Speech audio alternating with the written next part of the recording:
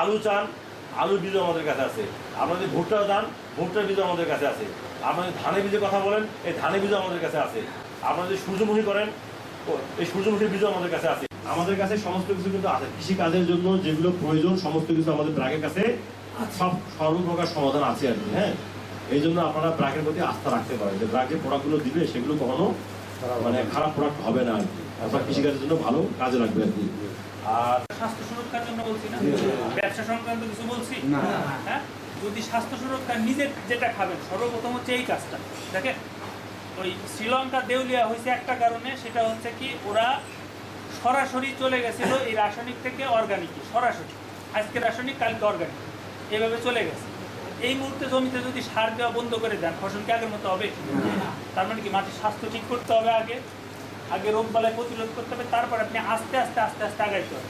প্রথমে নিজের খাবারটা কনফার্ম করেন যে আপনি বিষ মুক্ত খাবার খাচ্ছেন, তারপরে হচ্ছে বাজারে যার কাছে বিক্রি করবেন সেটা কনফার্ম করবেন। মনে করেন আপনি এমন শাক উৎপাদন করলেন নিজে খাওয়ার জন্য, 5 জনের বেশি খাওয়া যায়, আপনার বাড়িতে লোক আছে 2 জন, তো 2 জন খাওয়ার পর 3 জনেরটা বিক্রি করবেন না, ওই 3 জনেরটা যার কাছে বিক্রি করবে সে তো বিষমুক্ত খাচ্ছে।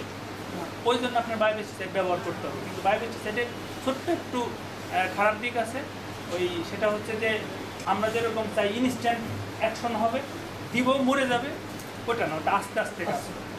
ভালো জিনিস সব সময় আস্তে কাজ করে, ঠিক আছে? দেখবেন যে যারা ভালো তারা দেখবেন আস্তে আস্তে আস্তে আস্তে উন্নতি করে। যদি কেউ দেখেন আঙ্গুল ফুলে কলা গাছ হয়েছে, দেখবেন যে হুট করে সে কলা গাছ থেকে আবার আঙ্গুল হয়ে গেছে। বিষয়টা হচ্ছে এইটা। এই কারণে বায়োপেস্টিসাইডের আমাদের গুরুত্ব অনেক বেশি। আস্তে আস্তে আস্তে আস্তে আপনারা যতই চেষ্টা করেন, ওই কীটনাশক যতই দেন, আপনার পরবর্তী বংশধর যদি বাঁচায় রাখতে চান, তাহলে আপনার বায়োপেস্টিসাইডে আসতে হবে।